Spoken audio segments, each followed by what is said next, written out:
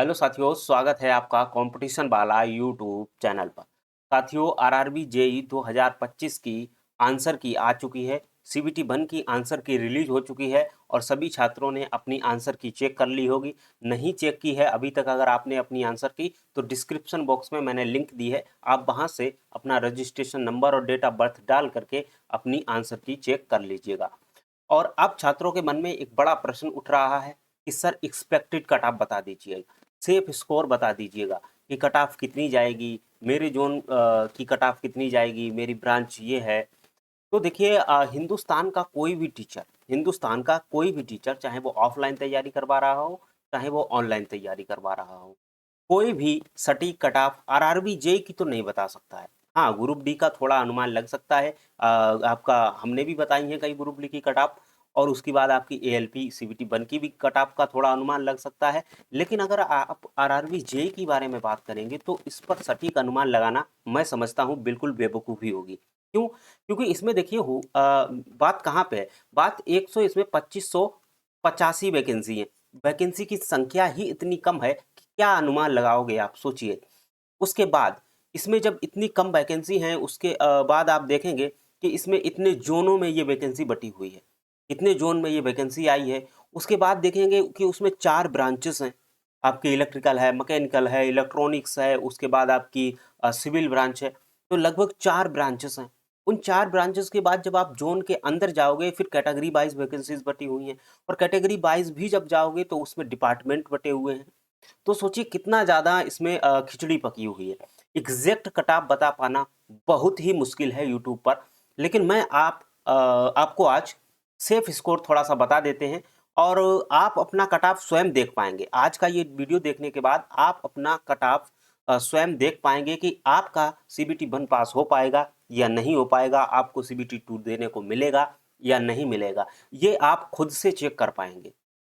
आपके पास आपका registration number है, आपके पास आपकी डेट ऑफ बर्थ है, और मैं एक ऐसा पोर्टल बताने वाला हूं, अगर आप उस पोर्टल पर अपना रजिस्ट्रेशन नंबर और डेट ऑफ बर्थ डाल करके जो आंसर की है उसको अपलोड करोगे, तो आपके सामने आपके जोन की और ओवरऑल सारी चीज़ें उसमें लिख करके आ जाएंगी। तो आप उससे एक आइडिया लगा पाएंगे कि हाँ, मेरा सीबीटी 1 पास हो पाएगा या नहीं हो पाएगा। ठीक है ना? तो एग्जैक्ट कोई भी टीचर आपको नहीं बता सकता है कि आपकी कट ऑफ कितनी जा सकती है, फिर भी मैं एक आपको आइडिया लास्ट में दे दूंगा। चलिए मैं क्लास को स्टार्ट करता हूं। तो यदि आपने भी सीबीटी 1 आरआरबी जेईई का एग्जाम दिया था, तो आप इस चैनल को जो है वो सब्सक्राइब कर लीजिएगा, क्योंकि इस चैनल पर आपको सटीक जानकारी रेलवे से जुड़ी हुई मिलती है। तो यदि आप पहली बार इस चैनल पर विजिट किए हैं तो चैनल को सब्सक्राइब कर लीजिएगा, बेल आइकन की घंटी दबा लीजिएगा, और अपने दोस्तों तक इस वीडियो को शेयर जरूर कर दीजिएगा।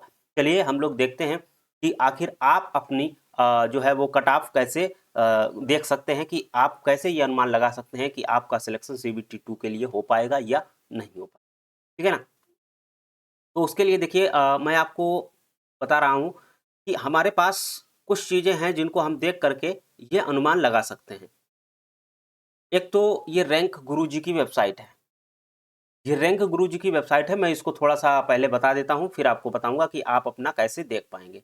ठीक है ना? ये रैंक गुरुजी की वेबसाइट है, और इस रैंक गुरुजी की वेबसाइट पर अब अगर आप देखेंगे तो अभी तक 60,219 स्टूडेंट जो है वो पार्टिसिपेट कर चुके हैं। आरआरबी जेईई के 60,219 कैंडिडेट इसमें पार्टिसिपेट कर चुके हैं।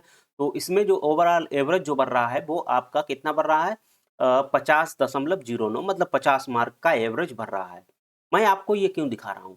तो मैं आपको इसलिए दिखा रहा हूँ क्योंकि इसमें देखिए चीज़ें डिपेंड करेंगी आपकी नॉर्मलाइजेशन पर। मैं जो कट ऑफ बताऊँगा वो रो मार्क की बताऊँगा, और इसमें देखिए नॉर्मलाइजेशन बहुत महत्वपूर्ण प्रक्रिया होती है। तो आपको पता होना चाहिए कि आपकी सबसे हार्ड शिफ्ट कौन-सी रही थी और ईज़ी शिफ्ट कौन-सी रही थी। तो आपकी परीक्षा जो है वो 3 दिन हुई थी। तो 25 की जो लास्ट शिफ्ट थी, 25 तारीख की जो लास्ट शिफ्ट थी, आपको दिख रहा होगा यहाँ पे 25 की जो लास्ट शिफ्ट थी, मैं 1 मिनट मैं आपको थोड़ा-सा यहाँ पे स्क्रॉल कर देता हूँ ताकि आपको पूरा दिख जाए। ठीक है? 1 मिनट। अब दिख रहा होगा। ठीक है? तो 25 की जो लास्ट शिफ्ट थी 4:30 से 6 बजे वाली, वो सबसे हार्ड शिफ्ट मानी गई है। क्यों? क्योंकि इसका एवरेज जो है वो 45.31 मार्क बन रहा है। ठीक है ना, वीडियो थोड़ा हो सकता है लंबा बने, लेकिन एक एक चीज को बारीकी से समझ लीजिएगा और आप अपनी कट ऑफ स्वयं देख सकते हैं। उसके बाद देखिए सबसे इजी शिफ्ट में कौन सी काउंट हो रही है, तो 19/2/2026 की दोपहर वाली जो शिफ्ट है 12:45 से 2:15 वाली, वो सबसे इजी शिफ्ट मानी जा रही है। उसका एवरेज जो है वो 54.14 नंबर बन रहा है। तो यहाँ से आप एक अनुमान लगा सकते हैं कि लगभग अंतर की मैं बात करूंगा तो लगभग आपका अंतर 9 मार्क का है, 9 नंबर का। कितने का? 9 मार्क का आपका यहाँ पे अंतर है। अब ये 9 मार्क का अंतर कैसे सही होगा, तो ये 9 मार्क का अंतर आपका नॉर्मलाइजेशन करके सही होगा। तो अधिकतम आपको नॉर्मलाइजेशन में 9 नंबर मिल सकते हैं और इसके आसपास जिन लोगों का जिस शिफ्ट में होगा उस हिसाब से इसमें नॉर्मलाइजेशन रहेगा। तो अधिकतम इसमें 9 से 10 नंबर का नॉर्मलाइजेशन मिलेगा। ठीक है ना, तो अगर आप हार्ड शिफ्ट में हैं और आपके नंबर मैं जो कट ऑफ आज बताऊंगा अभी और उससे अगर थोड़ा बहुत नंबर एक दो कम बन रहे हैं तो आप अपनी तैयारी को शुरू कर दीजिएगा, क्योंकि आपको नॉर्मलाइजेशन में अच्छे मार्क मिलने वाले हैं, क्योंकि आपकी शिफ्ट हार्ड शिफ्ट में काउंट हुई है इसलिए। ठीक है ना, चलिए अब आप देखिए कैसे अपनी कटाप को देख पाएंगे। तो कटाप आप अपनी स्वयं कैसे देख पाएंगे, तो उसके लिए आप को पता है रैंक गुरुजी की एक वेबसाइट होती है। ये रैंक गुरुजी की वेबसाइट होती है, आपको मैं बता देता हूँ कैसे आप करेंगे। तो जैसे ही आप अपना रजिस्ट्रेशन नंबर और डेट ऑफ बर्थ डाल करके उसमें लॉगिन करेंगे तो आपके सामने आपकी आंसर की होगी। आंसर की का आप यूआरएल कॉपी कर लेंगे। यूआरएल कॉपी करने के बाद आप क्या करेंगे, मैं आपको बता देता हूँ। रैंक गुरुजी, ये जैसे ही आप डालेंगे तो रैंक गुरुजी की एक वेबसाइट आएगी। इस रैंक गुरुजी की वेबसाइट पर आप ऊपर ही क्लिक कर लीजिएगा और क्लिक करने के बाद आपके सामने कुछ इस प्रकार का इंटरफेस आएगा। थोड़ा सा वेट कर लीजिएगा, थोड़ा सा नेट का मुझे लग रहा है इशू है। तो यहाँ पे आ जाएगा। इसके बाद आपको देखेंगे आरआरबी जेई सीबीटी 1 2025-26 आंसर की। तो इस पर आप जैसे ही क्लिक करेंगे और जो यूआरएल आपने कॉपी किया था वो यहाँ पे ला करके आप पेस्ट कर देंगे। ठीक है, जो भी आपने यूआरएल वहाँ से कॉपी किया था वो यहाँ पे ला करके आप पेस्ट कर देंगे। तो आपका क्या होगा, यहाँ से जैसे ही आप इस पे पेस्ट करेंगे कोई भी यूआरएल, जैसे मैंने यहाँ पे सेफ स्कोर पेस्ट कर दिया, उसी तरीके से आप यहाँ पे यूआरएल पेस्ट करेंगे। ठीक है, तो पेस्ट करने के बाद आपके सामने कुछ इस प्रकार का एक इंटरफेस आएगा, एक पेज आएगा खुल करके, लॉगिन पेज, जिसमें आपकी यहाँ पे रजिस्ट्रेशन नंबर, आपका यहाँ पे रजिस्ट्रेशन नंबर, रोल नंबर और उसके बाद कैंडिडेट का नाम यहाँ पे लिखा हुआ, उसके बाद एक कम्युनिटी लिखा होगा, टेस्ट का सेंटर का नाम लिखा होगा, उसके बाद डेट लिखी होगी कि किस डेट में आपका एग्जाम हुआ था, किस शिफ्ट में आपका एग्जाम हुआ था, सब्जेक्ट क्या था, वो सारी चीज़ें यहाँ पे लिखी हुई आ जाएंगी। ठीक है ना, उसके बाद आपको क्या करना है, देखिए उसके बाद आपको थोड़ा-सा नीचे आना है, स्क्रॉल डाउन करना है। स्क्रॉल डाउन करने के बाद आप क्या करेंगे, आपके यहाँ पे मार्क्स शो हो जाएँगे। आपके यहाँ पे क्या हो जाएँगे, मार्क्स शो हो जाएँगे और यहाँ पे नॉर्मलाइज़ मार्क्स शो हो जाएँगे। थोड़ा-सा एक आइडिया लग जाएगा, अगर आपके यहाँ पे मार्क जो है वो बढ़ रहे हैं, तो आपका क्या होगा, यहाँ पे नॉर्मलाइज़ेशन में अच्छा नंबर मिलने वाला है। देखिए इस कैंडिडेट के नॉर्मलाइज़ेशन में मार्क नहीं बढ़ रहे हैं। पहले तो हम आपको बता देते हैं, ये जो कैंडिडेट है वो एससी कैटेगरी से है। 19/2/2026 की परीक्षा हुई थी इसकी और दोपहर वाली शिफ्ट थी जिसका एवरेज सबसे ज़्यादा है। ठीक है, तो इसको नॉर्मलाइजेशन नहीं मिलेगा और वही इसमें दिखा रहा है वेबसाइट पर भी, इसको नॉर्मलाइजेशन का कोई लाभ नहीं मिल रहा है। ठीक है, क्योंकि ये इजी शिफ्ट में है। उसके बाद देखिए आप क्या करेंगे, यहाँ से थोड़ा सा आपको आइडिया लगेगा। यहाँ से आपको आइडिया ये लगेगा कि ओवरऑल आपकी रैंक क्या बन रही है। तो 68,737 कैंडिडेट इस पे जो है वो पार्टिसिपेट किए, उसमें से 12,121वीं रैंक जो है वो इस कैंडिडेट की बन रही है, जो कि ये एससी कैटेगरी से है। और जोन की बात करूंगा तो ये जोन जो है वो इसका चेन्नई जोन था। ठीक है, मुझे बताया गया था, मैंने जब इसका देखा था तो इसका जोन चेन्नई था। मैं आगे इसमें देखूंगा, इसी में भी दिया गया है, देखिए ये जोन चेन्नई दिया गया है। ठीक है, इसका जोन चेन्नई है। तो जैसे ही आप नीचे आएंगे, आप नीचे आएंगे तो शिफ्ट रैंक आपको इससे कोई मतलब नहीं है, शिफ्ट रैंक से ज़्यादा कोई मतलब नहीं है। आप कैटेगरी रैंक भी देखना चाहते हैं तो देख सकते हैं। ओवरऑल अगर हम देखेंगे कि 12,918 जो 16 कैंडिडेट एससी के थे, जिसमें से 1,028वीं रैंक इस कैंडिडेट की है 65.36 नंबर ला करके। ठीक है, इसको आप मत देखिएगा, आप सीधे जोन पर आ जाइएगा। ये देखिए यहाँ से आपको एक आइडिया लगेगा, अच्छा आइडिया लग जाएगा। ये देखिए जोन रैंक है और इसमें ऑल कैटेगरी के स्टूडेंट हैं। 4,876 कैंडिडेट इसमें चेन्नई जोन के थे, वो इसमें पार्टिसिपेट किए 68,000 में। और तो इसमें जो है 684वीं रैंक जो है वो इस कैंडिडेट की आई है। अगर हम इस कैंडिडेट की 684वीं रैंक आई है, तो अगर हम बात करेंगे जोन कैटेगरी रैंक की, तो एससी में इसको देखिए 879 कैंडिडेट में से 46 नंबर की रैंक पर ये कैंडिडेट अभी रैंक कर रहा है। ठीक है, जैसे जैसे और डाटा अपलोड होगा तो हो सकता है इसकी रैंक घट जाए, हो सकता है इसकी रैंक बढ़ जाए। घटने का तो कोई सवाल नहीं है, घटेगी इसलिए नहीं क्योंकि अब 45 कैंडिडेट तो इससे ज़्यादा नंबर ला ही चुके हैं, कम लाने का तो कोई सवाल नहीं है, बढ़ ही जाएगी रैंक। और जोन ब्रांच रैंक अगर आप देखेंगे तो 119वीं रैंक आ गई है इसकी जोन में, ब्रांच की रैंक समझ रहे हो।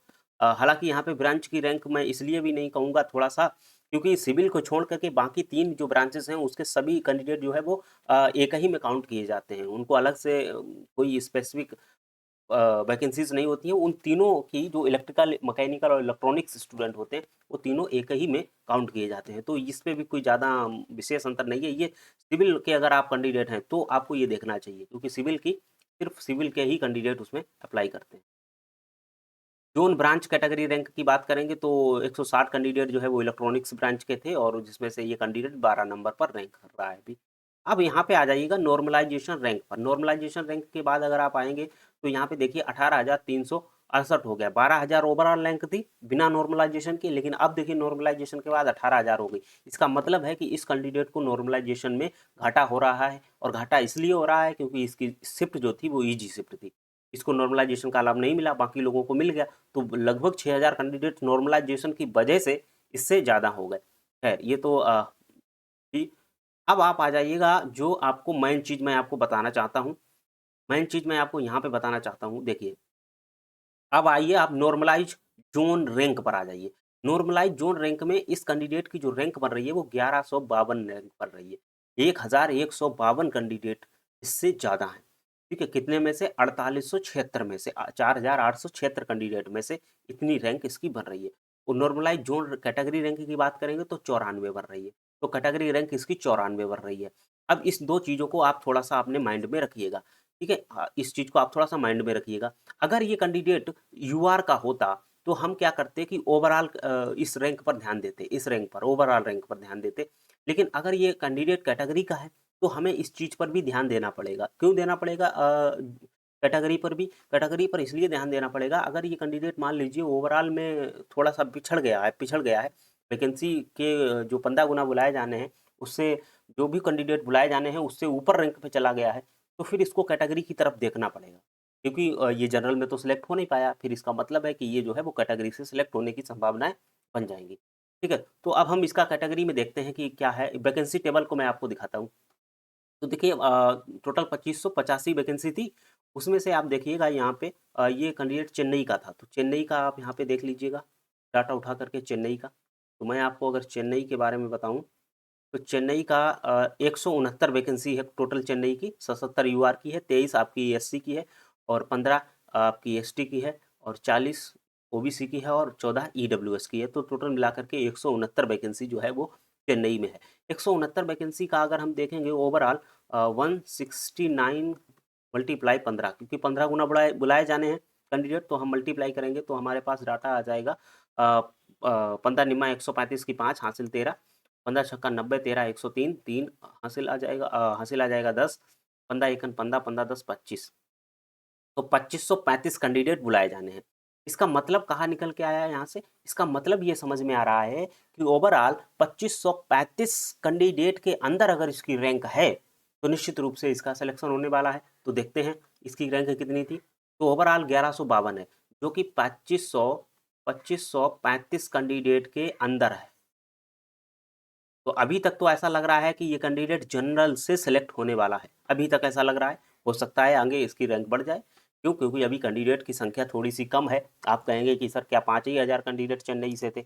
ऐसा नहीं है। देखिए होता क्या है कि जो सिंसियर कैंडिडेट होते हैं, जिनको लगता है कि मुझे तैयारी करनी ही करनी है, मुझे जॉब लेनी ही लेनी है, तो वो इस चीज़ों पर सबसे ज़्यादा एक्टिव रहते हैं, और जैसे ही उन्होंने आंसर की आई होगी तो निश्चित रूप से उन्होंने देख ली होगी। अब जिन कैंडिडेट के नंबर ही 35 40 50 के आसपास बन रहे होंगे, वो थोड़ा सा लीजनेस महसूस कर रहे होंगे, मतलब आलस की वजह से उन्होंने अपलोड ना की हो, या अभी आंसर की ना देखी हो। लेकिन उनका इस पर फर्क भी नहीं पड़ने वाला है, क्योंकि इस कैंडिडेट से तो नंबर कम ही होंगे, ऐसा अनुमान है। तो थोड़ा बहुत फर्क पड़ेगा, ज़्यादा नहीं पड़ेगा। हो सकता है दोगुना फर्क पड़ जाए, तब भी ये कैंडिडेट 2200 2300 के आसपास पहुंचेगा। फिर भी ये देखिए जनरल के अंदर आ रहा है, तो हो सकता है इसकी जनरल से ही कट ऑफ क्लियर हो जाए। लेकिन उसके बाद हम लोग देखेंगे कैटेगरी पे आकर के, तो देखिए 2535 है, मतलब अभी तो अंदर आ रहा है, अभी तो इसका पास हो रहा है, सीबीटी 1 जो है वो पास हो रहा है। लेकिन देखिए जब कभी होगा क्या कि जब वो कैंडिडेट जनरल से बाहर चला जाएगा तो हमें फिर देखना पड़ेगा किस पर, कैटेगरी की तरफ। तो कैटेगरी में इसके कितने हैं, 23 नंबर है, 23 सीटें हैं, कैटेगरी की 23 सीटें हैं। 23 सीटों में अगर हम देखेंगे 15 गुना बुलाए जाएंगे तो 15 के 45, 5 हासिल लगा 4, 15 दूनी 30, 4 34, तो 345 कैंडिडेट एससी के बुलाए जाने हैं। 345 कैंडिडेट, क्या इस कैंडिडेट की रैंक जो है 345 के अंदर बढ़ रही है? तो बिल्कुल 345 के अंदर बढ़ रही है। तो अब हम 100% ये कह सकते हैं कि इस कैंडिडेट का सिलेक्शन जो है वो हो जाएगा। ये कैंडिडेट सीबीटी 1 जो है वो पास हो जाएगा और अपने सीबीटी 2 की तैयारी इसे शुरू कर देनी चाहिए, क्योंकि क्योंकि ये देखिए रैंक के अंदर आ रहा है, अभी रैंक के अंदर आ रहा है। इसी तरीके से आप भी अपनी रैंक यहाँ पर चेक कर सकते हैं। यहाँ पर दो चीज़ें चेक कर सकते हैं। अगर आप यूआर से हैं तो आप इस रैंक को मान के चलिएगा, और अगर आप कैटेगरी से हैं तो आप इसको तो मान के चलिएगा ही चलिएगा, साथ में आप इसको भी कंसीडर कर लीजिएगा। मैं ऐसा क्यों बता रहा हूँ, मैं ऐसा इसलिए बता रहा हूँ, मान के चलिए इस कैंडिडेट की यहाँ पर रैंक 350 हो जाती, क्या 350 पे इसको सिलेक्शन नहीं होता? बिल्कुल हो जाता। क्यों हो जाता? क्योंकि इसमें से कम 20 या 30 कैंडिडेट तो मिनिमम ऐसे होंगे ही जो कि आपके यूआर में चले जाएंगे, जो आपके यूआर में चले जाएंगे। तो जब 20-30 कैंडिडेट यूआर में चले जाएंगे तो इसकी रैंक घट करके कहाँ पे आ जाएगी? वही लगभग 30, मान लीजिए 20 कैंडिडेट चले गए तो 330 के आसपास आ जाएगी। तो फिर ये देखिए 345 के अंदर आ गया, इसका मतलब इसका सिलेक्शन हो जाएगा। तो इस तरीके से आप अपनी रैंक यहाँ पे चेक कर सकते हैं, आप रैंक गुरुजी की वेबसाइट पर जा करके। ठीक है, वैकेंसी टेबल ही दी गई है, तो इससे आप अपनी वैकेंसी का अनुमान लगाइए, उसके बाद आप अपनी रैंक चेक कर लीजिएगा। इससे आप एक अनुमान लगा सकते हैं कि आपका सिलेक्शन हो पाएगा या नहीं हो पाएगा। ये किसी से पूछने वाली बात नहीं है, क्योंकि हर किसी के पास आपका डाटा नहीं है। हाँ, जो लोग इस गुरु जी की वेबसाइट से थोड़ा अनुमान लगा रहे हैं तो अनुमान लग सकता है, लेकिन यहाँ से हर किसी की ब्रांच का, हर किसी कैटेगरी का, हर किसी जोन का अनुमान नहीं लगाया जा, ठीक है ना? हर किसी के ज़ोन का अनुमान नहीं लगाया जा सकता है। फिर भी मैं आपको अब बता देता हूँ कि आपकी कट-ऑफ कितनी जा सकती है। मैं थोड़ा-सा आपको आइडिया दे देता हूँ कि अगर आप इस रेंज में आ रहे हैं, तो आप अपनी ऐसे तो चेक कर ही लीजिएगा अपनी यूआरएल डाल करके। बाकी आप, मैं जो बता रहा हूँ उसके अगर आस-पास हैं, तो आप अपनी तैयारी को थोड़ा-सा स्टार्ट कर दीजिएगा कि शायद आपको नॉर्मलाइज़ेशन के बाद मौका मिल जाए। ठीक है ना? तो देखिए मैं सभी ज़ोनों को लेकर के चलूँगा, सभी ज़ोन, सभी कैटेगरी, थोड़ा बहुत वेरिएशन होगा, नो डाउट वेरिएशन होगा, लेकिन थोड़ा-सा एक आइडिया मैं आपको दे देता हूँ। मैं यूआर का दे देता हूँ पहले, फिर ओबीसी का, फिर मैं ईडब्ल्यूएस का, फिर मैं एससी का ले लेता हूँ, फिर मैं एसटी का ले लेता हूँ। तो ये कैंडिडेट का मैं आपको बता देता हूँ कि कितना-कितना जा सकता है। तो आप मान के चलिएगा 66 प्लस-माइनस 2 ले लीजिएगा, ठीक है? अगर आप यूआर कैंडिडेट से हैं और 66 प्लस-माइनस 2 आपके अभी मार्क बढ़ रहे हैं, तो आप जो है अपनी सीबीटी 2 की तैयारी शुरू कर दीजिएगा। उसके बाद अगर आपके 63 प्लस-माइनस 2 है, तो आप अपनी तैयारी शुरू करिएगा। ईडब्ल्यूएस कैंडिडेट हैं, तो आप 60 प्लस-माइनस 2 पर आप अपनी तैयारी शुरू कर दीजिएगा। मुझे जहाँ तक ये लग रहा है कि इतने नंबर पर आपका इस बार हो जाना चाहिए, ठीक है? 59 प्लस-माइनस 2 पर आप शुरू करिएगा, उसके बाद आप अपने यहाँ पे 55 नंबर प्लस-माइनस 2 पर भी शुरू कर सकते हैं, जो एसटी कैंडिडेट हैं। क्योंकि इस बार लड़कों के नंबर कम बढ़ रहे हैं, नो डाउट, नंबर बहुत कम बढ़ रहे हैं। इसका ये सबूत है, आप देखिए, ये सबूत है। मैं आपको चेन्नई की तरफ अगर लेकर के चलूँ, इसी स्टूडेंट का मैं आपको अगर दिखाऊँ डाटा, तो आप यहाँ से देख लीजिएगा। मैं आपको चेन्नई का डाटा दिखाता हूँ। ये देखिए, ये चेन्नई का डाटा है, ये चेन्नई का डाटा है। मैं आपको चेन्नई का डाटा दिखा रहा हूँ। ये देखिए चेन्नई का डाटा है। अब हमें 2500 कितने कैंडिडेट चाहिए थे? 2535 कैंडिडेट चाहिए थे। कहाँ पे मिल रहे हैं 2535 कैंडिडेट? तो ये देखिए, हमें 51 से 46 के बीच में 35 कैंडिडेट मिल रहे हैं, ठीक है ना? लेकिन ये तो ओवरऑल मिल रहे हैं, लेकिन हमें बात करनी है जनरल की कैंडिडेट कितने मिल रहे हैं? तो जनरल के कैंडिडेट की मैं अगर बात करूँगा, तो अप्रॉक्स मैं अगर आपको यहाँ पे दिखाना चाहूँ जनरल कैंडिडेट की, तो 77 कैंडिडेट थे। चेन्नई में 77 कैंडिडेट थे। 70 कैंडिडेट का अगर आप मल्टीप्लाई करोगे, 77 मल्टीप्लाई 15 का, तो आप ऐसे लगा लीजिए, 15 सत्ते 105, 105 में 5 ले लीजिए, 10 ऐसे आ जाएगा, और 10 15 सत्ते 105, 10 5 10 15 1155 कैंडिडेट। तो हमें जनरल कैंडिडेट के कितने लेने हैं? 1155 कैंडिडेट हमें, शायद हाँ 1155 कैंडिडेट हमें लेने हैं। तो 1155 कैंडिडेट देखिए कहाँ पे आ रहे हैं? तो 1155 कैंडिडेट लगभग हमें 61 से 56 के बीच में मिल रहे हैं, वही हमारा 59 के आसपास मिल रहे हैं।